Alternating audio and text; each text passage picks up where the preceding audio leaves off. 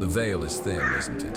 Thinner now than it has ever been. We walk among shadows, whispered secrets clinging to the very air we breathe, unseen by most, yet felt in the persistent chill that pricks the skin when the sun dips below the horizon. They say these are mere stories, echoes from the past, woven by collective fear and restless minds. But I, a witness to the forbidden, tell you this: to believe that these dark tales are merely fiction, a product of idle minds or childhood frights, is the gravest error one can make. They are not fables. They are fragments of a larger, darker tapestry, threads spun from genuine terror, woven into the fabric of our reality, each one an omen, a premonition of truths too disturbing to fully comprehend.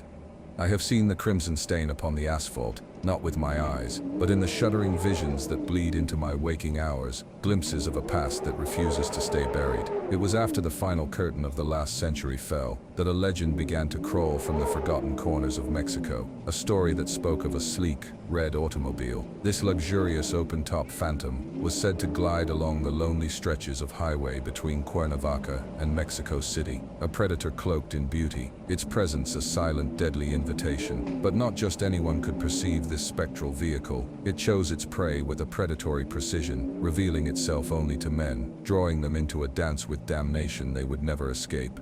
Within its polished, blood-hued interior, 3 figures of ethereal beauty awaited. Their forms were sculpted from desire, their gazes like venomous honey, their smiles a prelude to a darkness no mortal man could fathom. They would approach, their allure an irresistible siren's call, whispers of pleasure and promises of ecstasy painting illusions in the minds of their chosen victims. The men ensnared by this intoxicating mirage would ascend into the chariot of shadows, their souls already forfeit, believing they were stepping into a dream, unaware they were boarding a one-way carriage to an abyss from which there was no return, their fate sealed by a single desperate glance.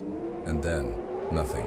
The highway would reclaim its silence, the red car vanishing as if it had never been, taking with it the essence of the seduced. Days later, perhaps 2 or 3, the cold ashes of their lives would be discovered scattered along the road's desolate edges. Some tales spoke of bodies bearing the grotesque marks of torture, raw and brutal. Others whispered of cadavers drained completely of their vital essence, pale and lifeless, like discarded husks. Yet others described bodies chillingly incomplete, missing organs, their very form violated. These ethereal women, it was said, were either ancient witches, claiming their victims for satanic rituals under the gaze of a broken cross, or succubi, fiends from beyond the veil, feeding on the very lifeblood of those they lured.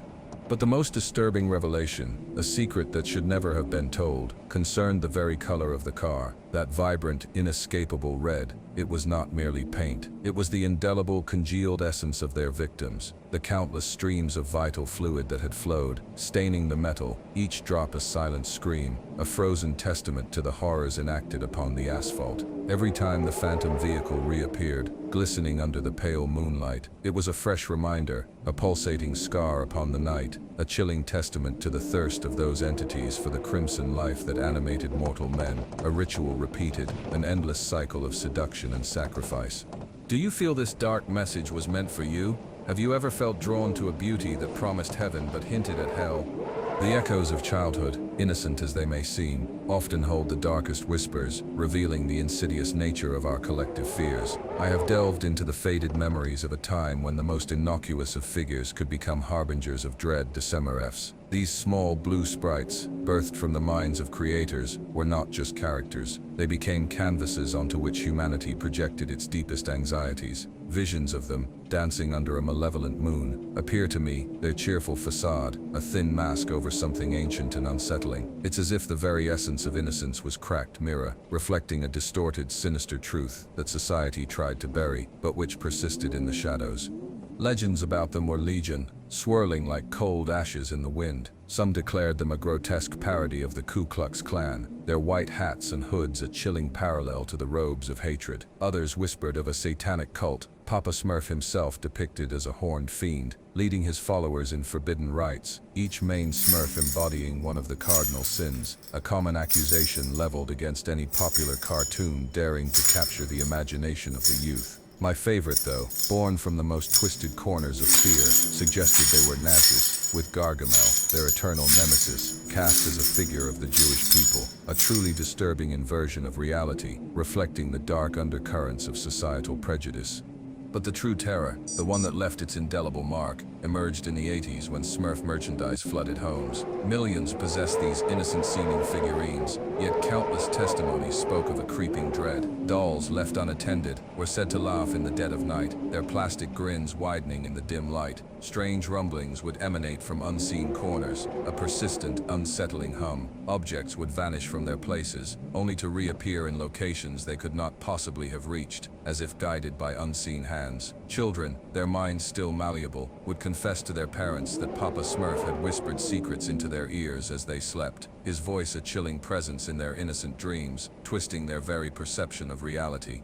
The collective paranoia surged, a wave of fear washing over communities, branding these innocent toys as accursed, possessed by malevolent spirits. Their fate was sealed to be discarded into the garbage, treated as refuse, or more disturbingly, cast into the flames, their plastic bodies melting and contorting in the heat, a desperate act of cleansing, as if fire could purge the unseen evil. Like so many fleeting obsessions, the Smurfs eventually faded from the zeitgeist, their popularity waning, and with it the terrifying legends that clung to their tiny blue forms. Yet, even now in the quiet corners of the internet, you will find those who still believe, whose eyes hold the flicker of genuine fear, their conviction an unwavering testament to the lingering unease these simple figures once evoked. Every soul that joins feeds the voice that whispers from the darkness.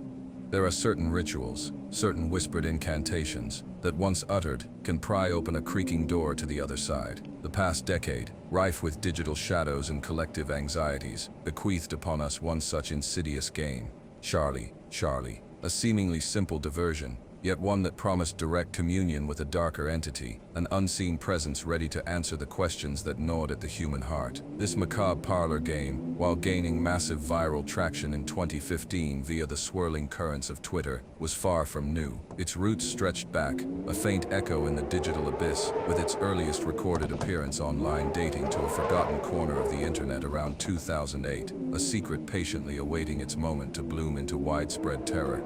The mechanics were deceptively elementary, an invitation to the unwary. Two pencils, like broken crosses, were placed in a precarious balance, one atop the other, forming a cross, the upper pencil suspended with an almost unnatural stillness, hovering over a sheet of paper. On this parchment, etched in stark contrast, were the words yes and no, forming a quadrant. The ritual demanded a collective voice, a chilling invitation whispered into the ether. Charlie, are you there? A breath held, a silence profound.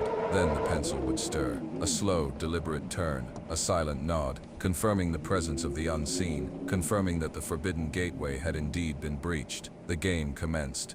Once summoned, the entity, Charlie, was believed to possess the power to answer, guiding the pencil with an invisible hand to the yes or no, revealing secrets, prophecies, or perhaps simply mocking the curious. But the true terror lay not in the summoning, but in the dismissal. To sever the connection, to close the creaking door once opened, one had to utter, Charlie, can we leave? A positive response was essential. Should Charlie respond with a no, the players were condemned to repeat the plea, trapped in a chilling loop, until permission was granted. This was no mere game, but a dangerous invocation, a direct descendant of the Ouija board, Bloody Mary, and countless other rituals that tempt fate. Naturally, in many quarters, it was swiftly condemned, branded as diabolical, a dangerous flirtation with witchcraft and spiritism, a gateway drug to the occult. The collective panic spread like a malignant rumor, fueled by fear and misinformation. Yet, the truth, as it often does, eventually surfaced, revealing a more mundane, though no less disturbing, origin for its 2015 surge. Warner Brothers, the titans of cinematic illusion, had wielded the game as a viral marketing ploy for their horror film The Gallows, a calculated manipulation of public fear, turning a whispered legend into a global phenomenon. Still, the echo of Charlie, are you there, lingers, a reminder of how easily we can be drawn to the forbidden, to the unseen, to the whispers from beyond. But the truth is, sometimes the shadows that stalk us are far more insidious, cloaked not in the supernatural, but in the mundane, in the very treats we offer to our children. Like the rumors surrounding tainted temporary tattoos, the early years of the last decade saw a terrifying whisper take root, particularly among parents, strangers, lurking outside school gates, distributing innocent-looking candies to unsuspecting children. But these were no ordinary sweets. They were said to contain illegal and fiercely addictive substances, designed to ensnare the innocent, to plunge them into the depths of drug addiction from their tenderest years. It sounds, in retrospect, like a grotesque fever dream, a nightmarish fantasy. Yet at the time, this whispered warning was taken with utmost gravity. The fear was palpable, a chilling apprehension that slithered into the hearts of families. While the dark reality of drug peddling near schools remains a persistent, ugly stain on society, no concrete case, no verifiable instance of these drugged candies was ever brought to light. Still, the phantom persisted, an invisible threat, leaving parents to clutch their children closer, their eyes scanning the shadows for any hint of a stranger offering a sweet, a poison wrapped in sugar. Even now you'll hear those who swear by it, their voices hushed, their eyes wide with the memory of that unfounded terror. The human mind in its fragile state has always been obsessed with its own demise, with the inevitable march towards the final curtain. For millennia, we have strained against the veil of time, desperately seeking to predict the moment of our collective end. Even in the last 10 years, over 20 new prophecies have emerged, each claiming to know the precise hour of the world's unmaking, each a new whisper of doom. But it was in the twilight years of the 1990s that a uniquely modern apocalypse seized the global imagination. The Y2K bug, a technological phantom, a digital omen that promised to unravel the very fabric of civilization, not with fire and brimstone, but with lines of code. The fear was rooted in a cold, hard truth. Many computers, the very engines of the burgeoning modern world, were not programmed to recognize dates beyond 1999. The initial whispers were of mundane glitches, systems freezing, screens going blank, a digital stagnation, like a video game with a fatal programming error. But these whispers quickly escalated, fueled by an insatiable human hunger for catastrophe. Panic began to spread like a contagion, a creeping dread. People envisioned AR traffic control towers failing, planes plummeting from the sky like crumbling leaves, telephone lines going dead, entire businesses collapsing into financial cold ashes, a complete digital apocalypse engulfing the globe. The world held its breath, poised on the precipice of the millennium, eyes fixed on the digital clock as it ticked towards January 1st, 2000. And then, the silence. A few minor hiccups, some misdated files, but no widespread collapse, no plummeting planes, no digital Armageddon. The fear, like smoke, dissipated, leaving behind only the lingering scent of collective anxiety. Yet I assure you, this morbid fascination with our own end will persist. Every so often, a new date emerges, branded as 100% real, no fake, promising the world's ultimate demise, each one a fresh opportunity for humanity to descend into a delicious, terrifying panic. Do you feel this dark message was meant for you?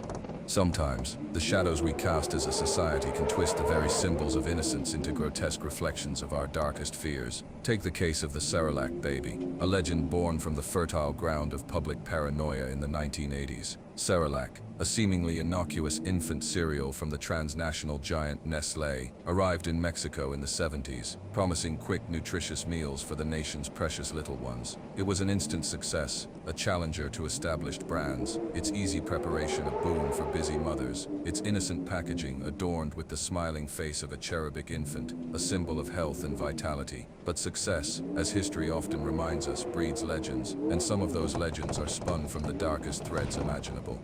The whispers began, carried from mouth to mouth, a chilling anecdote that painted a horrifying picture. It spoke of a woman clutching a deeply sleeping infant, intercepted by authorities at a Mexican airport, bound for Bogota. The baby, disturbingly pale, yet profoundly asleep, raised suspicions. Medical assistance was offered, but the mother vehemently refused, claiming a mere cold, her eyes evading the piercing gaze of security. Then a fateful stumble, a moment of clumsiness, and the infant tumbled from her arms, revealing a horrifying truth. The child was dead, its tiny body grotesquely stuffed with illicit drugs, a macabre vessel for smuggling.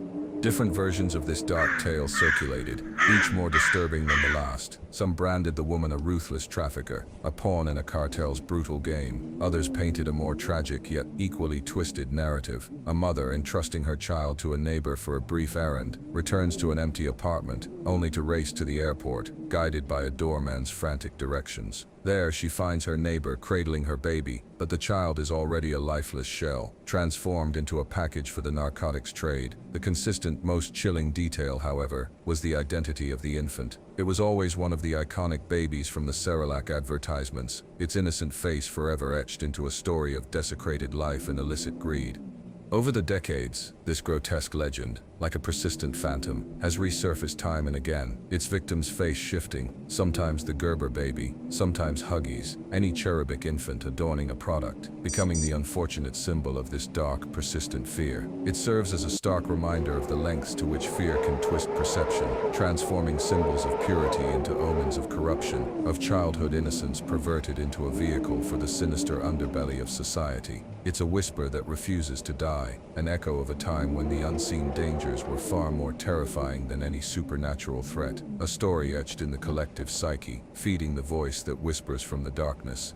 The landscape of childhood, once filled with the vibrant colors of imagination, can sometimes become a canvas for grotesque shadows, where the most innocent of objects transform into vessels of malevolence. I recall a time, a distinct ripple in the fabric of reality, when simple plastic collectibles became conduits for something truly sinister. Tazos, those small circular tokens emblazoned with cartoon characters, burst onto the Mexican scene in 1994, riding the wave of Looney Tunes' popularity. They became an instant obsession, children spending countless hours in frenzied games, clacking the plastic discs against each other in playgrounds across the nation. Their popularity soared, new collections emerging with the speed of a fleeting dream. But with such overwhelming popularity, it was inevitable that a darker current would begin to stir, a shadow cast upon the innocent joy. A terrifying legend began to circulate, clinging to one particular Tazo, the image of Elvira, the mistress of the dark, depicted in a way that, while seemingly harmless, became a focal point for collective dread. The story, told in hushed, urgent tones, spoke of a young girl, foolishly engaging in a Ouija session, prying open a creaking door to the unknown. The spirits she unleashed, malevolent and unseen, did not possess her, but rather her Elvira Tazo, imbuing the inanimate object with a horrifying, animating force.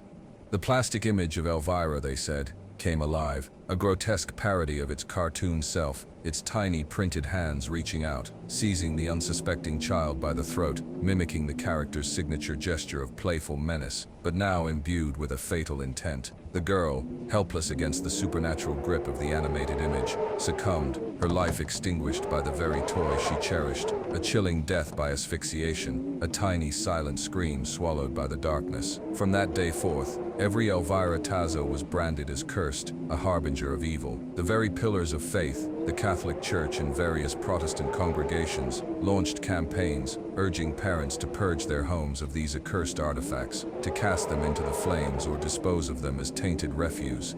Or, if they dared to keep them, a chilling precaution was mandated. The Elvira Tazo had to be placed face down at night, its malevolent gaze averted, its power temporarily nullified, lest it reawaken and unleash its nocturnal terror upon the sleeping children. Other whispers of doom accompanied this chilling tale. A Tazo, if possessed, would drive one to madness. Marvin the Martian's image, if held to the eyes, would cause blindness. These were the years, the notorious 90s, when every aspect of popular culture was scrutinized, every new phenomenon seen as an omen, a potential gateway to the demonic. It was an era where the innocent and the sinister blurred, and the voice that whispers from the darkness found fertile ground in the minds of the masses.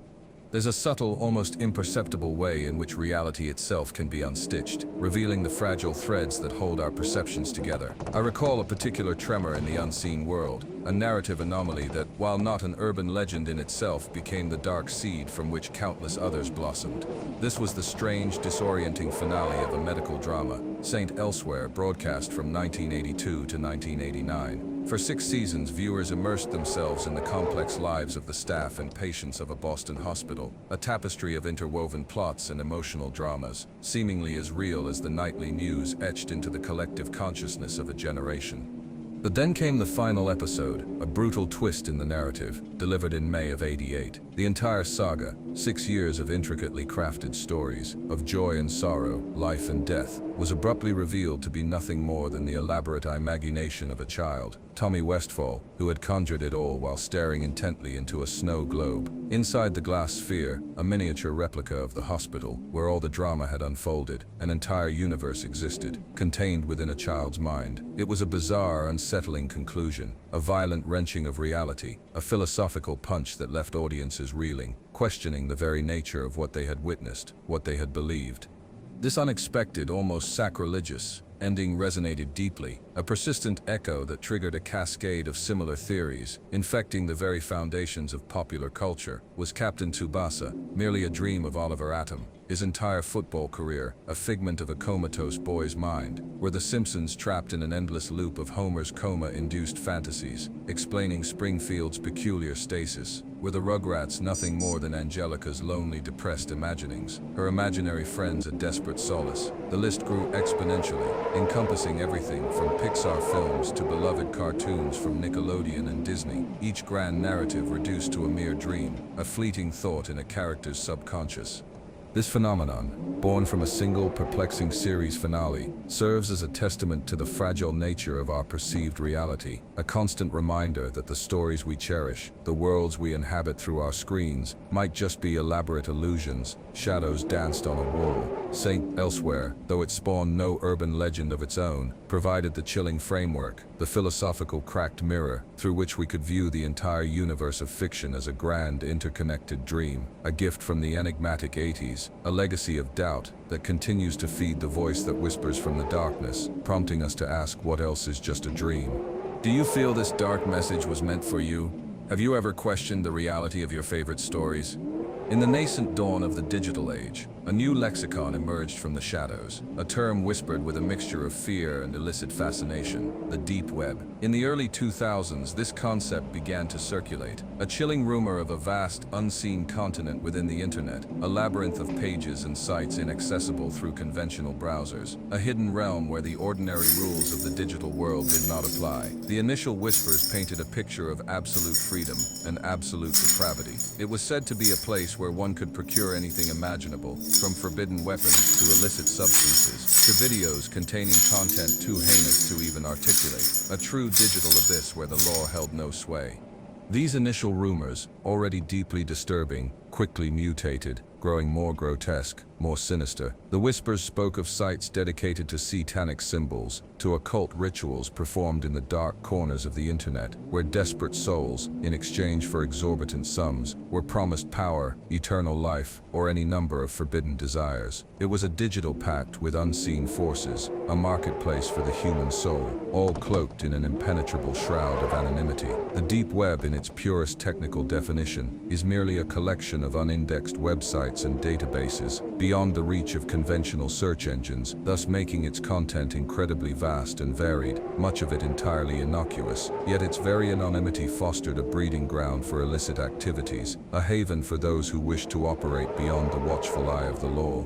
The dark allure of anonymity, the promise of untraceable actions, naturally drew those who sought to exploit its hidden pathways. However, much of the sensationalism surrounding the deep web proved to be gross exaggerations. The majority of its hidden pages, for the casual explorer, were remarkably uninteresting, devoid of the lurid horrors so eagerly propagated by rumor. Furthermore, government agencies like silent hunters had developed a surprising degree of control, capable of tracking and apprehending many of the criminals who dared to lurk in its depths, turning the supposed sanctuary into a digital trap. Yet from these murky waters, a new, even more terrifying whisper emerged, a fresh legend that continues to circulate the existence of an even deeper web, a network beyond the deep web, a hidden layer of the internet described as more profound, more secret, and infinitely more malignant than anything previously imagined. It's a chilling reminder that humanity's fear of the unseen, of the hidden, of the ultimate abyss, will always find new territory to conquer, new shadows to populate with its deepest anxieties, constantly feeding the voice that whispers from the darkness, tempting us with the lure of the forbidden. The world held its breath, and then it fractured. After the seismic shock of September 11th, the very air became thick with suspicion, a breeding ground for rumors, conspiracy theories, and urban legends that crawled from beneath every stone, every crack in the pavement. Before we delve into the legend, let us acknowledge the stark, chilling truth. Anthrax is real. The insidious spores of Bacillus anthracis did indeed claim lives, infecting 22 individuals and killing 5 in a series of horrific biological attacks that gripped the United States from September 18th to October 9th, 2001. Letters, seemingly innocuous, yet laced with the deadly spores, were mailed to media offices and Democratic senators, unleashing an invisible terror. From this tangible horror, a wave of collective paranoia surged, an uncontrollable tide of fear that washed over the entire world, even reaching countries far removed from the direct international conflicts. In Mexico, the whispers grew urgent, fervent advice spreading like wildfire. Do not accept any cryptic flyers or papers in the street. The unseen enemy, they said, lurked outside subway stations and offices, a malevolent presence distributing tainted documents. To merely touch one of these leaflets, imbued with anthrax, was to invite instantaneous infection, a silent, invisible death delivered by a simple gesture. The fear was so pervasive that many hesitated to open their own mail, treating every envelope as a potential carrier of doom. Parents were cautioned against allowing their children to buy books or magazines, lest the pages themselves harbor the deadly spores, a chilling irony in a country where literacy often struggles. Fortunately, Mexico reported no confirmed cases of anthrax infection, and the initial wave of paranoia gradually receded, leaving behind only a faint, lingering unease. Yet the memory of that invisible terror persists, a constant reminder of how easily fear can be weaponized, how quickly the unseen enemy can permeate the fabric of daily life. Even now, a subtle, often unconscious, reluctance to engage with unsolicited printed materials remains, a faint echo of the fear of that invisible poison, that silent whisper of death delivered by the mailman. It's a testament to the enduring power of collective trauma, how a very real threat can spawn an even wider, phantom menace, etching itself into the collective consciousness, a subtle warning from the past that continues to feed the voice that whispers from the darkness, reminding us of the fragility of safety, the insidious nature of unseen danger. Do you feel this dark message was meant for you? Have you ever felt a shiver of dread opening an unexpected letter? The Chupacabra, a creature of shadow and myth, holds a peculiar place in the annals of urban legends, a testament to humanity's primal fear of the unknown predator. It is a legend, paradoxically, shrouded in its own origin story, debated and dissected, yet its essence remains terrifyingly intact. Some whispers speak of a vast government conspiracy, a calculated diversion, orchestrated by former Mexican President Carlos Salinas de Gortari, designed to distract the public from more inconvenient truths. But the true genesis of this enigmatic beast, the first unsettling whispers, did not emerge from Mexican soil, but from the sun-drenched island of Puerto Rico. In the early 1990s, ranchers on the island began to report a series of gruesome, inexplicable deaths among their livestock. Animals were found drained of blood, their carcasses bearing strange circular marks on their necks, like the cold kiss of a vampire. Yet no human predator was responsible. The scene was one of utter devastation, of lives extinguished, leaving behind a profound sense of helplessness and terror. It was then that the name began to circulate, a chilling moniker for the unseen assailant, El Chupacabra, the goat sucker, a creature that stalked the night, leaving only dried blood and fear in its wake. So whether it was a calculated political fabrication, a desperate attempt to manipulate public attention, or a truly unknown animal species, a being of extraterrestrial origin, or a horrifying experiment gone awry in some clandestine laboratory, the Chupacabra arrived, a primal fear given form, and it has settled deep into our collective psyche. Almost 3 decades later, its shadow still looms large, its name invoked in hushed tones in newspaper articles, cryptic blogs, unsettling documentaries, and countless YouTube videos, a testament to its enduring power to terrify. The Chupacabra is not merely a monster, it is a symbol of our deepest vulnerabilities, of the unseen threats that lurk at the edges of our domesticated world, preying on our livestock, and perhaps on our very sense of security. Its enduring presence in popular culture is an omen, a persistent whisper of the wild, untamed forces that defy human explanation, reminding us that there are still creatures that walk among us, or in the shadows just beyond our sight, whose motives and origins remain a chilling, unresolved mystery, forever feeding the voice that whispers from the darkness.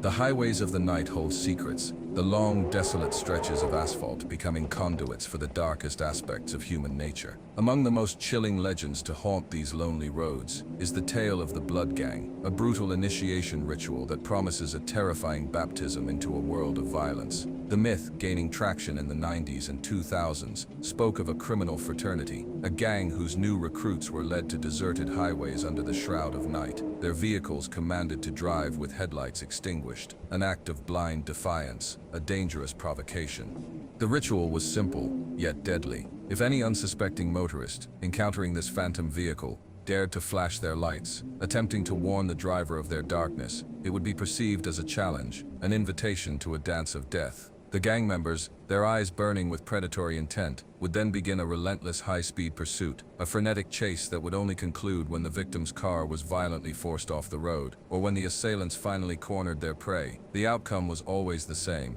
a life brutally extinguished, a sacrifice upon the altar of membership, sealing the new recruit's place within the blood-stained ranks. While its peak popularity soared in the 90s, the roots of this dark legend, as uncovered by dedicated mythbusters, stretch back to the early 80s. The first whispers emerged from Montana, speaking of a group of Californian bikers, the infamous Hells Angels, employing this exact method for their violent initiations. The rumor, a seed of fear, rapidly cross-pollinated, mutating into new, more insidious forms. By 1984, the narrative had shifted, painting a disturbing picture of African American and Hispanic gangs in Los Angeles, targeting white drivers under the cloak of night, twisting a general fear into a chilling racialized narrative. The true explosion of panic, however, came in 1993, facilitated by the burgeoning technologies of fax machines and email. A chilling prevention warning circulated widely, announcing a blood weekend, specifically September 25th and 26th, when new gang members across the entire United States would embark on a nocturnal hunt for motorists, seeking to earn their stripes in blood. The tale was even woven into the fabric of popular culture, becoming the central plot of the 1998 film Urban Legend, further cementing its place in global folklore. This terrifying legend, a persistent whisper of doom on the open road, continues to remind us of the predatory shadows that lurk in the unseen, feeding the voice that whispers from the darkness. And I must ask you, do you feel this dark message was meant for you?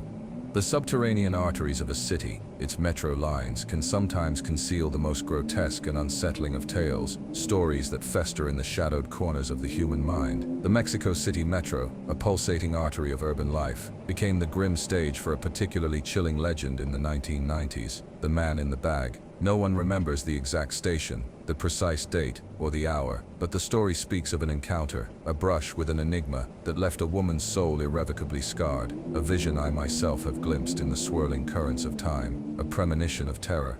A figure of unsettling height, enveloped in an oversized black trench coat, his face obscured by the brim of a wide-brimmed hat, all in the deepest shadows, boarded a crowded train car. He carried with him a large, nondescript bag, its bulk an oddity, its presence drawing the peripheral glances of curious passengers. Among them, a woman, pressed close by the throng, found herself positioned directly beside this unsettling stranger. She couldn't tear her eyes away, her gaze tracing the contours of his mysterious form, a profound sense of unease, a cold dread, washing over her, for he exuded a malevolence that seeped into the very air around him. Then, a glint, a sudden flash of light emanating from the depths of the bag caught her eye. A massive diamond ring, sparkling with an almost obscene opulence, protruding from the partially open zipper. Curiosity, a dangerous serpent, coiled around her heart. With a trembling hand, she reached out, grasping the zipper, pulling it open wider. The revelation was immediate, nauseating, a horror that tore through her like a blade. Severed arms, hands, fingers, all adorned with luxurious rings, watches, and chains. A macabre collection of human trophies, their skin pale, their essence violated. The train car, once a hive of mundane activity, became a chamber of screams. The woman's shriek, guttural and laced with pure terror, echoed through the carriage as she pointed a trembling finger at the bag, gasping. He carries human parts. But just as the horror reached its peak, the doors of the metro car hissed open, and the shadowy figure, with an unnerving swiftness, bolted, vanishing into the bustling crowd, leaving behind only the echo of her screams and the pervasive stench of fear. Despite frantic calls to authorities, despite a citywide search that left no stone unturned, the man in the bag, like a true phantom, simply dematerialized, his existence dissolving into the urban mythos. The mystery of the dismembered limbs, a chilling question mark, lingers, a persistent whisper from the darkness, a reminder that the most terrifying monsters walk among us, unseen, until it is too late. In the realm of childhood innocence, Even the most fleeting joys can become canvases for the darkest anxieties, turning ephemeral fun into omens of unseen dangers. I remember a time, a distinct ripple in the fabric of memory, when temporary tattoos, those colorful transfers adhered to the skin with a bit of water, were ubiquitous. They were found in Cracker Jack boxes, in chewing gum, a vibrant, harmless distraction. Yet, as with all things that capture the popular imagination, shadows began to creep, and terrifying urban legends coalesced around these seemingly innocent stickers, whispering of insidious plots and hidden poisons. The most pervasive and chilling rumor claimed these tattoos were not just decorative. They were in fact insidious tools wielded by drug traffickers who laced them with narcotics. These tainted stickers, they said, were distributed to unsuspecting children outside school gates, their vibrant colors masking a sinister intent to ensnare the young, to lure them into the unforgiving grip of addiction. But a darker, more terrifying variation whispered of psychopathic killers who infused the tattoos with venom, or even more horrifyingly, with the HIV virus. In those years, our collective understanding of HIV/AIDS was painfully limited, fraught with misinformation and fear, leading people to believe the disease could be transmitted through the most absurd and unlikely means, like shared needles in subway seats or tainted movie theater chairs. It's true, even in our modern era, ignorance about such diseases persists, a stubborn shadow in the age of information. Yet, despite the outcry from concerned parents, despite their impassioned protests against these cursed adornments, the product endured, remaining on the market for years. Slowly, the frantic whispers faded, the collective fear subsiding, but not entirely disappearing. The idea that something so seemingly harmless could be a vessel for corruption, for disease, for death, left an indelible mark. It's a chilling reminder of how easily fear can twist perception, transforming simple pleasures into symbols of grave danger. A persistent whisper from the darkness that lingers, a subtle apprehension that even the most benign objects can conceal the most malevolent of intentions, feeding the voice that whispers from the darkness. Do you feel this dark message was meant for you? Have you ever thought twice about something you once considered harmless? The digital abyss, that boundless ocean of information and shadow, occasionally coughs up something truly disturbing, a cryptic transmission that defies explanation, forever haunting the collective consciousness. I speak of the video known as 11BX1371, a fragment of digital nightmare that emerged in 2015, and to this day, remains an unbroken code, a riddle wrapped in a shroud of unsettling imagery. Despite its brief 2-minute runtime, no one has definitively deciphered its true purpose, its hidden messages, or the malevolent intent behind its creation. It is a persistent e-shao, a cold shiver down the spine of the internet, a chilling whisper that refuses to be silenced. The footage itself is a descent into unease, an unidentified individual, cloaked in what appears to be a plague doctor's costume. His visage obscured by the grotesque bird-like mask, moves with an unsettling deliberation through the decaying corridors of a ruined building, posing in various, unnatural ways. The visual horror is compounded by a cacophony of bizarre sounds, strange hums, distorted music, and other unsettling audio anomalies that cling to the very air of the recording, creating an atmosphere of palpable dread. This macabre artifact instantly captivated the nascent internet, viralizing with a frightening speed, drawing legions of amateur sleuths into its enigmatic depths.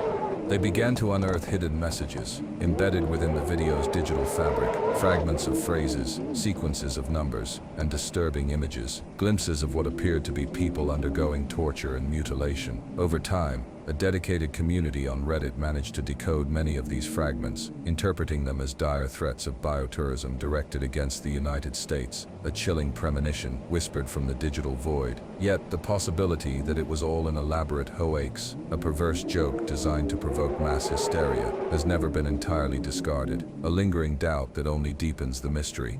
For months, the prevailing theory was that it served as a viral marketing campaign for an upcoming film or video game.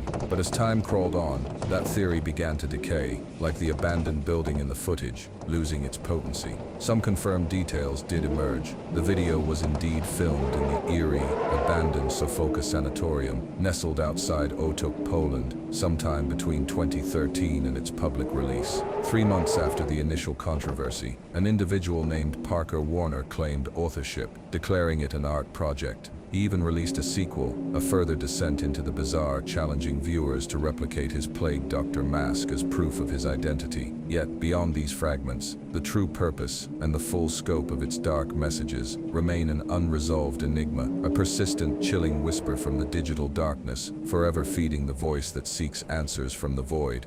The innocent grounds of childhood, the very schools meant to nurture and protect, can sometimes become the breeding ground for the most pervasive and chilling of urban legends, tales that turn the mundane into the menacing. I recall, with a distinct shiver, the primary school days, when recess conversations were filled not with childish games, but with hushed, urgent whispers of terror. The school building, they said, was once a pantheon, a graveyard of forgotten souls. A teacher, driven to despair, had taken her own life in the girls' restroom, her ghost forever lingering. A killer clown, they claimed, stalked the boys' lavatory, a grinning harbinger of doom. But the most omnipresent, most terrifying whisper of all, the one that truly gripped our young hearts, concerned the mysterious white van.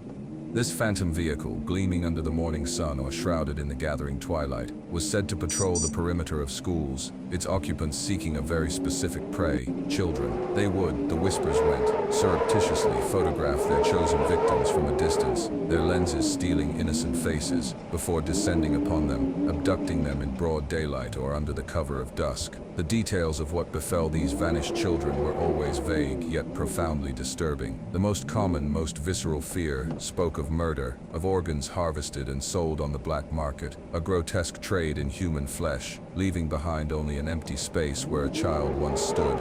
Everyone, it seemed, knew someone whose cousin's friend had almost been a victim, or worse, had vanished without a trace, swallowed by the chilling anonymity of the white van. The fear was so palpable, so deeply ingrained, that many children genuinely dreaded walking to school alone, their eyes constantly scanning the streets, searching for the telltale gleam of that sinister vehicle, their hearts pounding at every passing white automobile. I often wonder if this dark legend still stalks the schoolyards of today, a chilling echo from the past, or if it has, like so many others, temporarily receded into the shadows, only to resurface one day, a persistent nightmare that refuses to die. It is a chilling testament to the power of shared fear, a collective anxiety that transforms an ordinary vehicle into a symbol of predatory evil, a constant reminder of the vulnerability of innocence in a world that often conceals its darkest intentions behind the most innocuous of facades. Every soul that joins feeds the voice that whispers from the darkness. Do you feel this dark message was meant for you? Have you ever felt the watchful gaze of unseen eyes?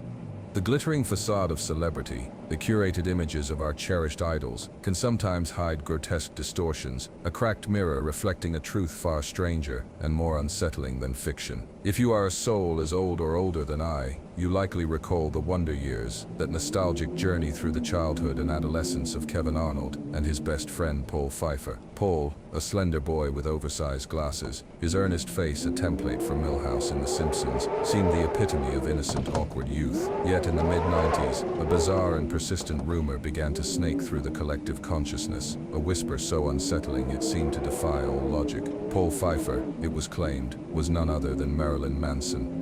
The sheer absurdity of the notion, a wholesome child actor, evolving into the infamous Antichrist superstar, was astounding, yet the rumor, fueled by a superficial physical resemblance and an insatiable hunger for the sensational, gained an undeniable traction. The idea that this purveyor of shock rock, this figure of dark artistry, had once portrayed such a quintessential symbol of innocence was too delicious to ignore. It created a profound sense of cognitive dissonance, a jarring juxtaposition that warped the very fabric of popular culture, an inevitable omen of how easily perception can be twisted.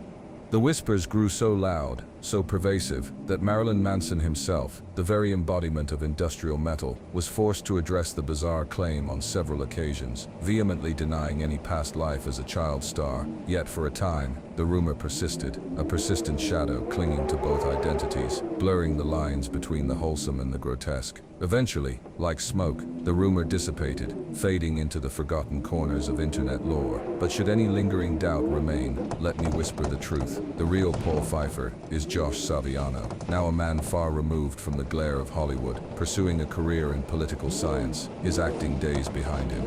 He recounted, with a hint of bewildered amusement, the deluge of emails he received in the 90s, each asking the same incredulous question: "Are you really Marilyn Manson?" It's a chilling testament to how easily the human mind can connect disparate figures, how a superficial resemblance can birth an entirely new, deeply unsettling narrative, twisting the innocent into the sinister, forever feeding the voice that whispers from the darkness, blurring the lines of identity and reality, an echo of a time when the truth was often stranger and far more disturbing than fiction. The world of the unseen, the realm of the phantom, can sometimes manifest in the most disquieting of forms, adopting the guise of childhood amusement to spread terror. I speak of the clown sightings, a phenomenon that swept through the internet just a few years ago, a chilling wave of reports describing figures in grotesque makeup, lurking in the dead of night, their behavior unsettling, their intentions malevolent. These sightings, from mischievous pranks to outright criminal acts, proliferated across numerous countries, sowing fear and confusion among countless netizens, transforming a symbol of mirth into an omen of dread, a persistent whisper that claws at the edges of our comfort.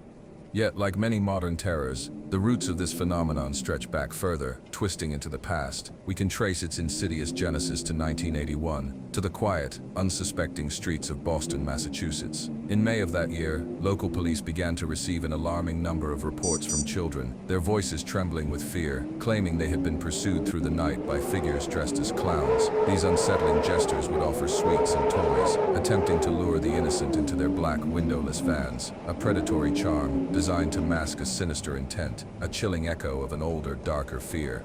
The reports intensified, spreading like a contagion to neighboring cities like Charlestown and Cambridge, then leaping across state lines, infecting New England, Nebraska, and Colorado with a palpable dread. One particular incident, deeply disturbing, occurred in Kansas City, where a clown, clad in menacing black, threatened two young girls with a K-knife. By the time their mother reported the incident, police had already received multiple calls describing the exact same horrifying scenario. Even Brooklyn experienced a surge of these unsettling encounters. But despite the widespread fear, despite the proliferation of these chilling tales, not a single arrest was ever made, and more significantly, not a single child was ever reported missing or abducted.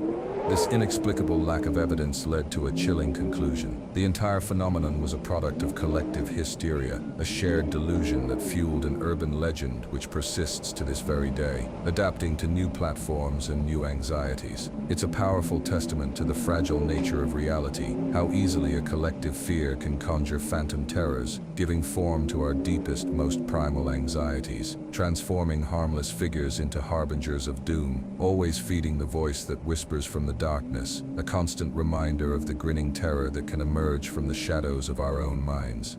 There are certain fears that burrow deep into the primal core of our being, anxieties that gnaw at the very notion of safety and trust. Among these, the traffic of human organs stands as one of the most grotesque violations imaginable. While a truth that most prefer not to contemplate, in the 1990s, this particular horror was not merely an abstract concept, it was a palpable dread, a constant sickening whisper that everyone believed could befall them. Beyond the fear of demonic possession, the thought of stepping out of your home and falling victim to a heartless criminal, one who would brazenly steal parts of your very body, was a persistent, chilling shadow, a widespread belief that permeated society.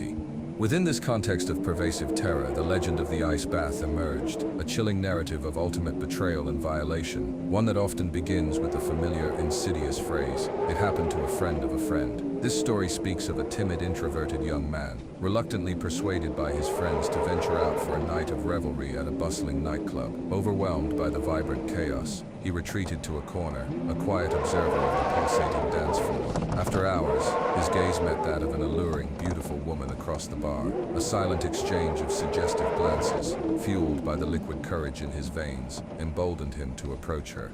Their conversation flowed, an intoxicating current that swept him away, culminating in her invitation to her apartment, a promise of intimacy. He, utterly captivated, accepted without hesitation. Once there, she bade him make himself comfortable while she prepared drinks. She vanished, only to return moments later with 2 glasses. After a couple of sips, a dizzying fog descended upon him, and he collapsed, unconscious, swallowed by the darkness. He eventually awoke, but to a nightmare, submerged in a bathtub overflowing with ice cubes, a searing, agonizing pain radiating from his lower back, a persistent whisper of doom. Disoriented, he scanned his surroundings, discovering a note on a nearby table. Its stark message sent a jolt of terror through him. "Call emergency. You have only 2 hours to live." Frantic, he clutched the phone beside the note, dialing for help. The operator's calm voice, a stark contrast to his pounding heart, asked if he had any marks on his body. He stumbled from the tub, confronting his reflection in a mirror, and there, on his lower back, were 2 crudely stitched cuts, a grotesque testament to a recent brutal surgery. He relayed the horrifying discovery to the operator, who urged him back into the ice bath, promising an ambulance was on its way.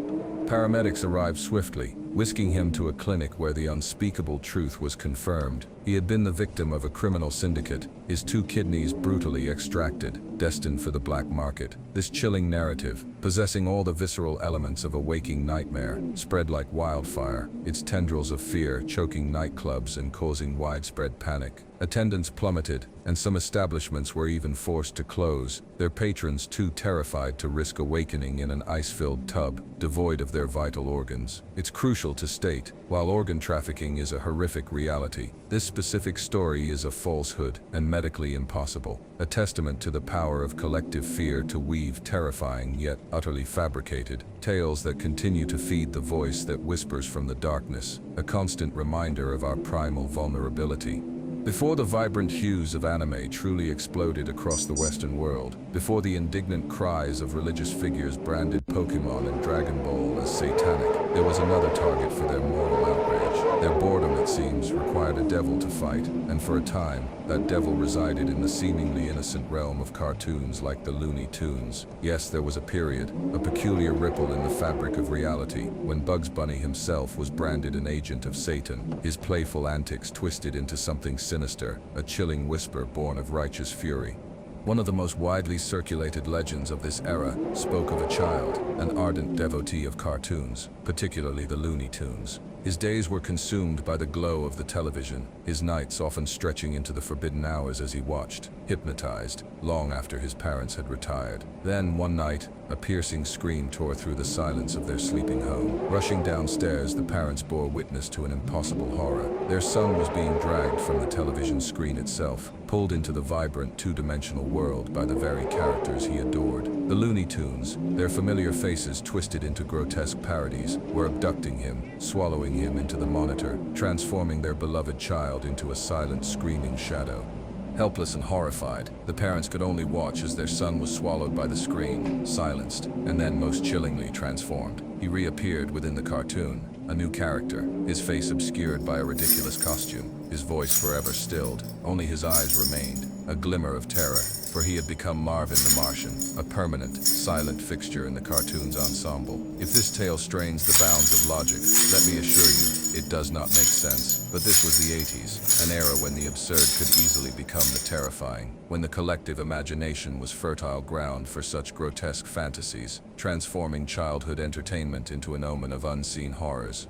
Ultimately, as with all fleeting fads, the Looney Tunes faded from the peak of their cultural ubiquity, and with their decline, these bizarre, frightening stories were slowly forgotten, replaced by the new wave of satanic anime legends. It's a fascinating yet disturbing testament to humanity's perpetual need to find evil in the new, to project its anxieties onto the most innocent forms of entertainment. A new whisper of doom for each generation, a testament to the ever-shifting nature of fear, constantly feeding the voice that whispers from the darkness, a reminder that the line between innocence and horror is often thinner than we dare to imagine. Not all shadows linger in the past. Some are born from the digital ether, crawling from the screens of our present, blurring the lines between reality and simulation. I must clarify that while some of the legends I've shared find their origins in earlier decades, many of the tales of this digital era, the 2010s, though they may seem to arise from the contemporary, are in fact echoes from earlier times, amplified and distorted by the pervasive lens of the internet. Such is the case of Selene Delgado,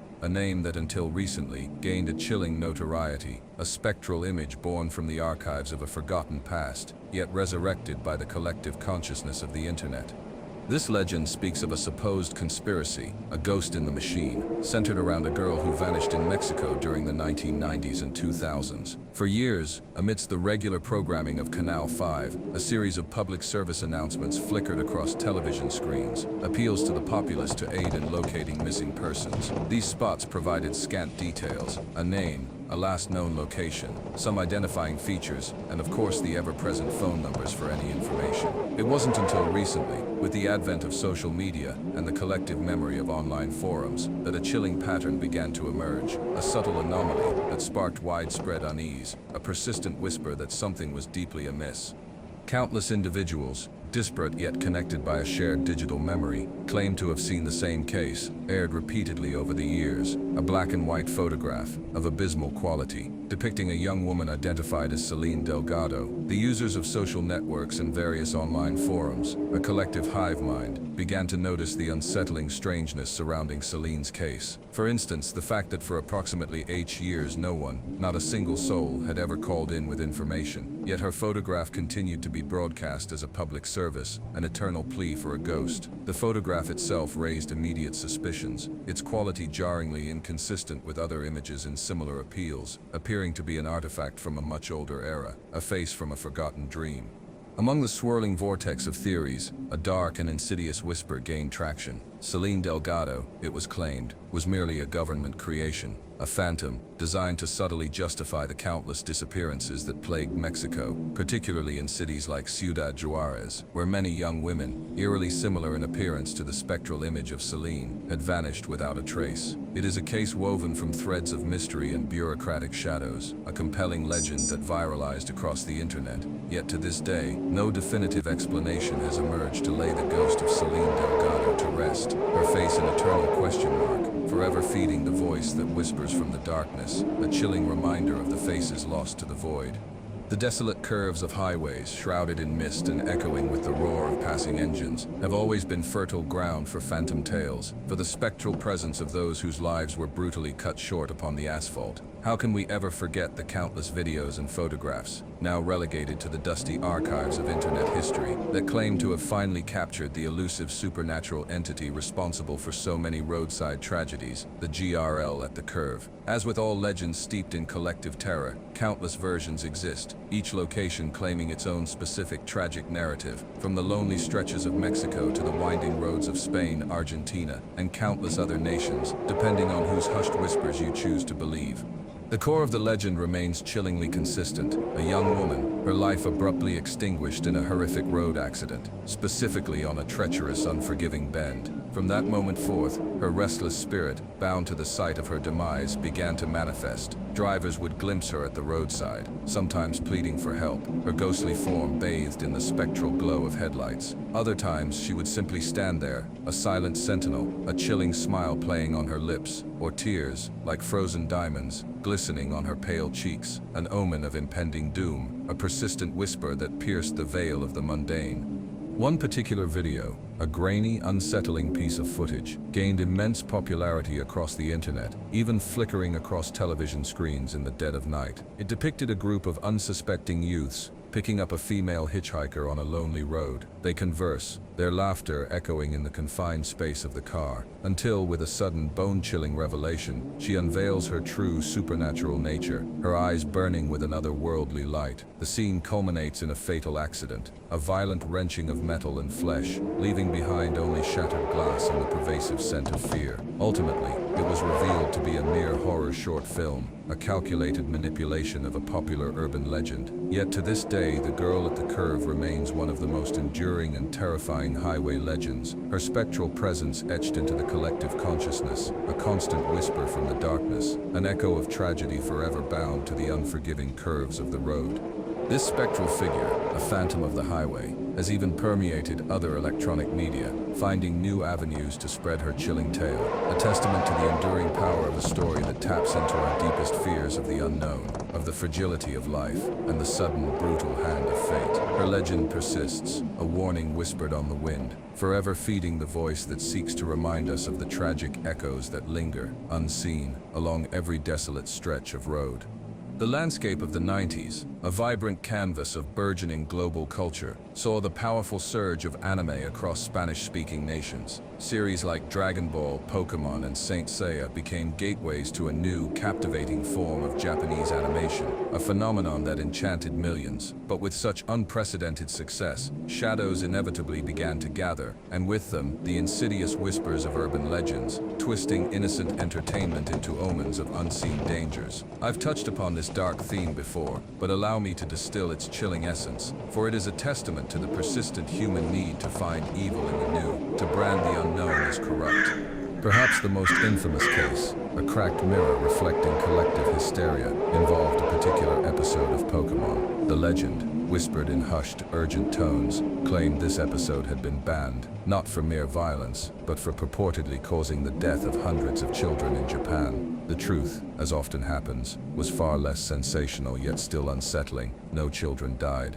However, the episode did indeed induce epileptic seizures in a number of viewers, a terrifying side effect of its rapid flashing lights and vibrant, disorienting colors. But this kernel of truth was enough. For the anxious mothers of Latin America, already prone to suspicion, this was all the proof they needed. A wave of panic swept through communities, leading to frantic campaigns to discard, destroy, or even burn anything remotely connected to Pokemon or anime in general. In their terrified minds, Japanese animation, in its entirety, was a creation of the devil himself, a sinister plot to corrupt their children, a preposterous notion that at the time made chilling sense to them. The belief was fervent, deeply rooted in fear and misinformation, a powerful testament to how easily collective anxiety can transform innocent imagery into symbols of profound evil. Lamentably, and absurd as it may seem to many, 2 decades have passed, and pockets of this belief still persist. There are still those who, with unwavering conviction, believe that a Japanese animator toils away, sacrificing untold hours, not for art or entertainment, but with the sole, malevolent intention of deterring children from attending Mass, or some other equally absurd aim. Such legends, whether captivating or nonsensical, are an inherent part of our folklore, a deeply ingrained aspect of our beloved popular culture, constantly feeding the voice that whispers from the darkness, reminding us of the enduring power of fear to shape perception and create its own terrifying realities. The avenues of memory, much like the streets of a bustling city, can hold echoes of past tragedies, a persistent chill that clings to certain locations, marking them as sacred to the spectral. In the mid-1980s, stories began to unfold, whispered from car windows and across dinner tables, speaking of a phantom woman who haunted what is now Avenida Toluca in Mexico City. All these accounts, chillingly consistent, spoke of drivers encountering a lone woman at the roadside, her form ethereal, her gaze forlorn. Stopping to offer aid, an act of human compassion, they would be met with a plea, a request for a ride home, her voice a soft, almost inaudible whisper. The motorists, their hearts moved, would invariably agree, only for her to vanish, dissolving into thin air right before their startled eyes, a spectral illusion that defied all logic.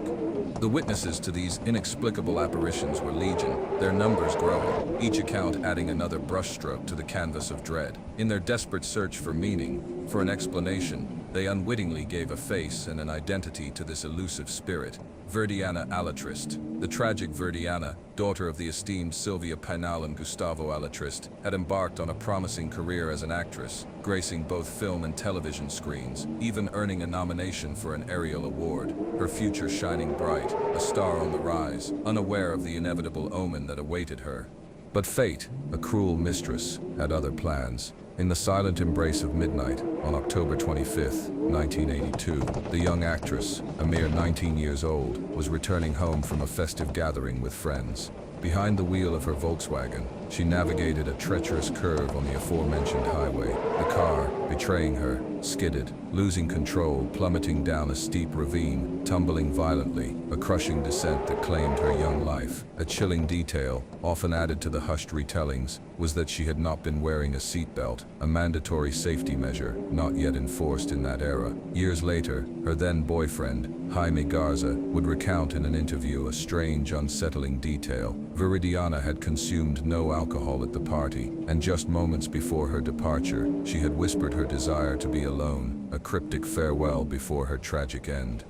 As a final lingering shadow, Sylvia Penal, her heart undoubtedly shattered, refused to allow an autopsy on her daughter, leaving the exact cause of Viridiana's untimely demise shrouded in a veil of lingering uncertainty, a persistent whisper from the darkness. This poignant tale of the famous ghost, though I have mentioned it in another chronicle of Mexican television legends, rightfully claims its place here, deeply intertwined as it is with the decade of the 80s, a testament to how tragedy, when woven into the fabric of popular imagination, can give birth to a spectral presence that forever haunts the living, feeding the voice that whispers from the other side, an eternal echo of a life extinguished too soon. To attempt to unravel the countless urban legends born from the early days of video gaming in the 80s would be an endless descent into the digital abyss, so I shall focus on two emblematic whispers that perfectly capture the strange anxieties and technological fears of that era, each a unique cracked mirror reflecting humanity's nascent relationship with the interactive screen. The first, a persistent shadow in the arcade halls, is Polybius. This supposed video game, its origins cloaked in mystery, was said to have appeared in arcades across the United States in the early 80s, its cabinet, a silent, enigmatic beacon of digital temptation, a new kind of omen.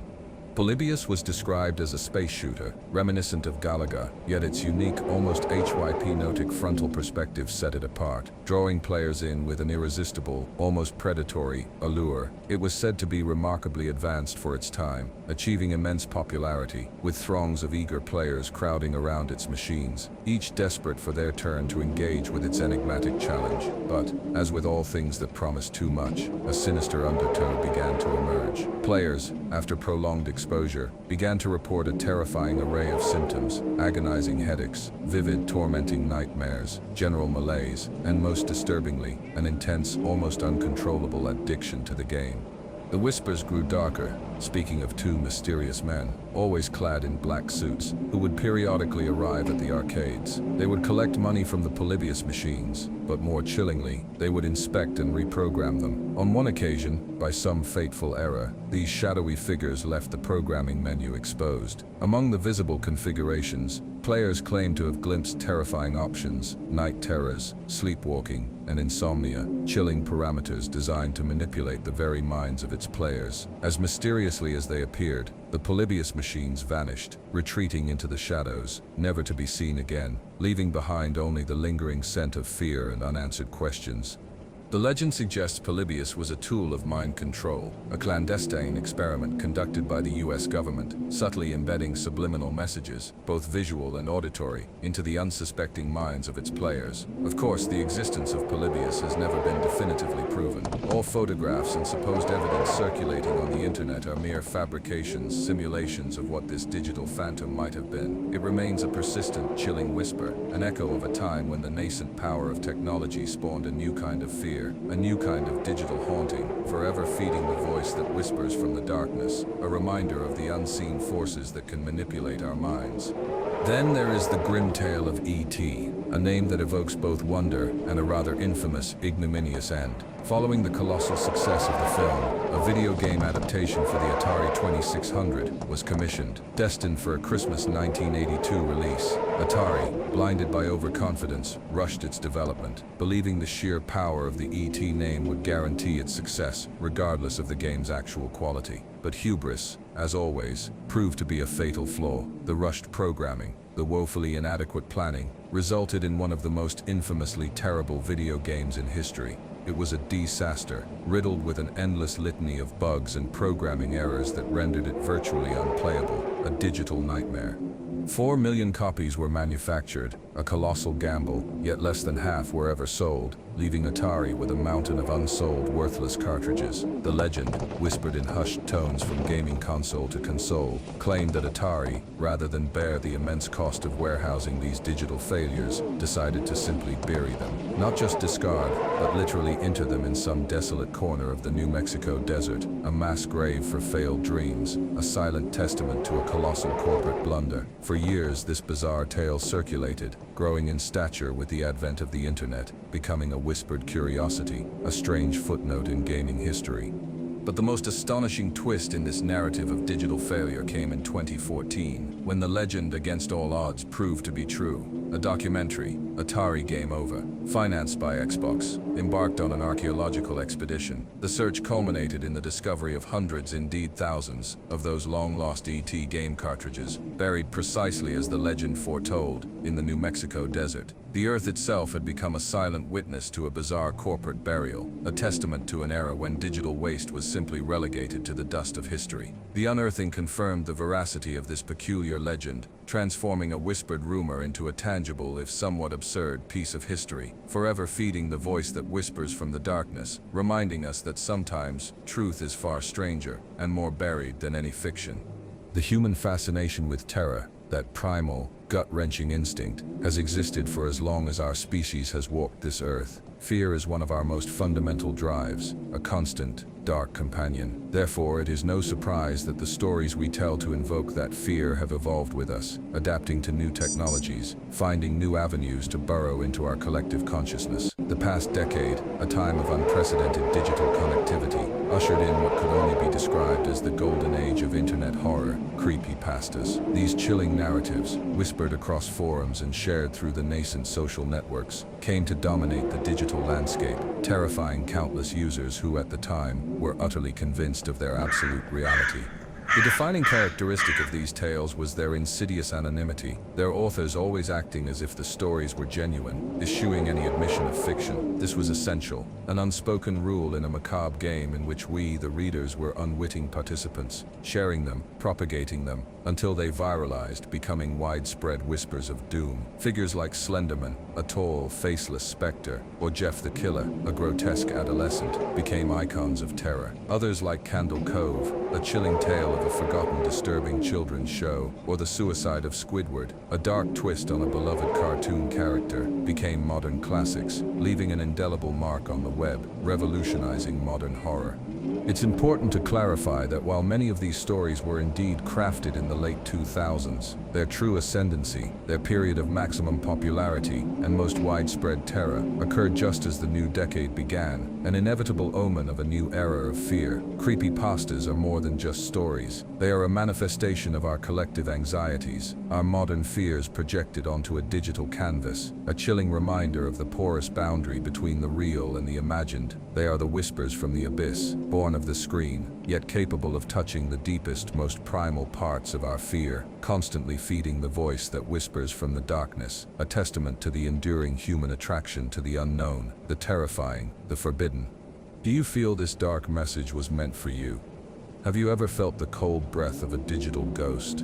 In the labyrinthine corridors of the early internet, a peculiar form of digital curse began to circulate, an insidious virus of fear delivered not by code, but by words. I am almost certain that at some point in your life, you received one of these spectral transmissions, the chain letter. These electronic missives would recount a terrifying tale, a chilling anecdote, often involving a supernatural entity or a horrific accident, and then, with an urgent, almost hypnotic command, demand that you forward it to a specific number of individuals. Failure to comply, the message warned, would result in dire consequences, an onslaught of bad luck, or more terrifyingly, an agonizing death, a victim of a terrible curse, a persistent whisper from the digital void. One of the most infamous of these digital specters, a chilling echo that still reverberates in the darker corners of the web, began with these words: "Hello, I am Teresa Fidalgo. I am 26 years dead. My death was painful, very young. Tonight at 10:28 p.m., the hour of my death, I will appear under your bed, and the most important person in your life will die if you do not send this to 10 more people. All my pain will fall upon you." A variant of this digital curse, equally insidious, carried a different promise of doom. "Hello, I am Teresa Fidalgo. Today marks 27 years since my death. If you do not pass this on to 20 more people, I will sleep beside you forever." It often ended with a chilling, manipulative directive. If you don't believe this, look up Teresa Fidalgo on Google. A girl ignored it, and her mom died in 20 days.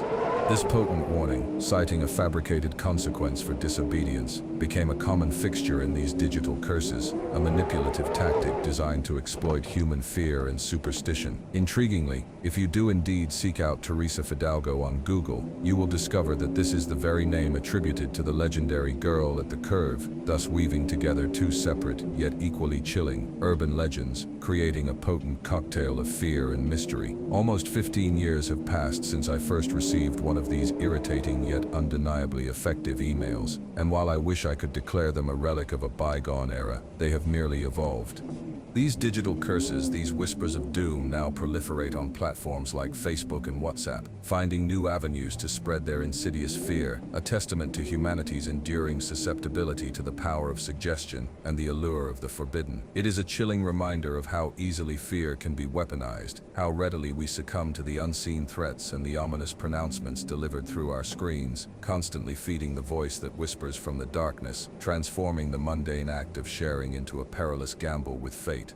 The iconography of childhood, often imbued with an innocent gaiety, can sometimes twist into something profoundly unsettling, a grin that curdles into a grimace, a figure of joy transformed into an omen of dread. I recall, with a distinct shiver, my own childhood delight in McDonald's, a vibrant oasis of sugary treats and plastic toys. Yet, even then, the imposing statue of Ronald McDonald, perched perpetually on a bench, his painted smile wide and unblinking, seemed to me an inherently make-or-break presence. I know I was not alone in this unsettling perception. Countless times I witnessed parents attempting to photograph their terrified children beside the grinning clown, only for the youngsters to recoil in tears, desperately attempting to distance themselves from his unsettling, unchanging visage, a primal fear awakened. The whispers surrounding this static jester were varied and unsettling. Some claimed that in the dead of night after the last customers had departed, the statue would rise, its plastic limbs creaking, and wander the empty restaurant halls, a phantom patron in its own eerie domain. Other tales spoke of its image in photographs, subtly altering, its expression shifting, a momentary flicker of malevolence in its painted smile. Employees, working late, swore they heard unseen footsteps, disembodied laughter, echoing from the darkened corners of the restaurant, a chilling symphony of the uncanny. Then, in a rather ironic twist, many McDonald's franchises began to remove these statues, ostensibly to maintain a more modern brand image, but perhaps also in response to the growing tide of these unsettling rumors. However, far from quelling the legends, the removal of Ronald McDonald's effigies only fueled them further, generating a new wave of even more terrifying whispers, for the absence of the clown became an omen in itself. I even recall seeing this unsettling news on television. Two individuals seeking a thrill decided to take a photograph with the statue late one night. One sat beside the plastic clown, while the other prepared to capture the moment. "I'm so tired," the seated individual remarked. And at that instant, with a bone-chilling swiftness, the clown's head turned, its painted lips parting to utter, "Me too." Its plastic leg and arm descended from the bench. The seated individual, overwhelmed by this impossible horror, suffered a fatal heart attack, collapsing dead on the spot, while the photographer, witnessing the unspeakable, recounted the tale before falling into a deep coma. Authorities, it was said, investigated the incident. Reviewing security footage, they were met with an impossible, undeniable truth. The clown had indeed moved. This legend, like a persistent shadow, boasts countless variations, each region from Mexico to Argentina, Chile to Peru, Ecuador, and beyond, claiming its own version of the animated terror, its own specific twist on the tale of the grinning sentinel. What version do you know? It is a chilling testament to how easily our minds can imbue inanimate objects with malevolent sentience, transforming the familiar into the profoundly unsettling, forever feeding the voice that whispers from the darkness, a constant reminder that even the symbols of childhood joy can harbor a terrifying, unseen life. Every turn of the decade, it seems, brings with it a fresh prophecy of the world's inevitable end, a new whisper of doom clinging to the winds of change. And this decade, the 2010s, was certainly no exception. We encountered the pervasive urban legend that declared, with chilling certainty, the year 2012 as the destined moment of global annihilation, a cataclysmic finale foretold by ancient wisdom. This specific prophecy, though its roots stretched back into antiquity, truly surged into popular consciousness in the mid-2000s, spreading like wildfire across the nascent internet and through various media outlets, an inevitable omen of impending doom. The core of this terrifying prediction rested upon a single, seemingly irrefutable detail: the Mayan calendar. Its intricate cycles, its complex celestial calculations, were said to abruptly terminate on December 21st, 2012. This date, according to the widespread belief, marked a profound, transformative shift for Earth, a cataclysm of such magnitude that it would extinguish all life, plunging humanity into a final, eternal darkness. Yet, the stark truth, as later revealed by scholars and historians, was far more mundane for the Mayan calendar. This date merely signified the conclusion of one grand epoch and the subsequent commencement of another. These cyclical transitions, far from being unique or apocalyptic, were a recurring feature within their intricate calendrical system, a constant ebb and flow of time, devoid of any inherent destructive prophecy. However, the sheer volume of speculation, the pronouncements of self-proclaimed experts, and the torrent of theories that flooded the airwaves and internet forums during those years conspired to ignite a widespread panic. Countless individuals became absolutely convinced that this was indeed the year of the apocalypse, the moment humanity's final curtain would fall, the cold ashes of our civilization scattering across a desolate planet. The phenomenon spawned a veritable industry of fear. Numerous books, television series, documentaries, and Hollywood films, all dedicated to exploring this impending catastrophe, inadvertently fueling the collective dread, amplifying the whispers of doom, and pushing humanity to the brink of a self-fulfilling prophecy. And yet, here we stand, survivors of another imagined apocalypse, another fear that ultimately proved to be an illusion. We weathered the storm, we collectively held our breath, and the world did not end. It is a powerful testament to our resilience, our capacity to endure, even in the face of our deepest, most existential fears. Yet the human condition, perpetually drawn to the precipice of its own demise, ensures that new omens will always emerge, new whispers of our inevitable end, whether delivered by a rogue virus, a forgotten prophecy, or whatever unknown terror awaits us in the shadowy future, constantly feeding the voice that whispers from the darkness, a persistent reminder of the fragile balance of our existence. The final curtain falls, but the shadows linger. The stories I have shared are not merely tales of old, but fragments of a larger, darker truth that humanity perpetually strives to understand. These legends, these whispers from beyond, are mirrors reflecting our deepest anxieties, our primal fears given form in the collective imagination. To dismiss them as mere fiction is to ignore the insistent chill they leave on the skin, the persistent restlessness they stir in the soul. For in every cracked mirror, every creaking door, every dried drop of blood, there is an omen, a premonition of truths too disturbing to fully comprehend, yet too alluring to ignore. As I withdraw from the veil, leaving you to ponder these unsettling echoes, I invite you to share your own encounters with the unknown. Do you feel this dark message was meant for you? Have these whispers from beyond stirred something within your own spirit? Reflect upon these tales, for they are more than mere stories. They are the threads of a tapestry woven from collective fear and unspoken truths. Let your thoughts emerge from the shadows. And remember, every soul that joins feeds the voice that whispers from the darkness, strengthening the connection to the forbidden, to the secrets that should never have been told, ensuring that these visions continue to be narrated, forever echoing in the quiet corners of our world. Until next time, may your path be clear of shadows, and your dreams undisturbed by the insistent whispers from the other side.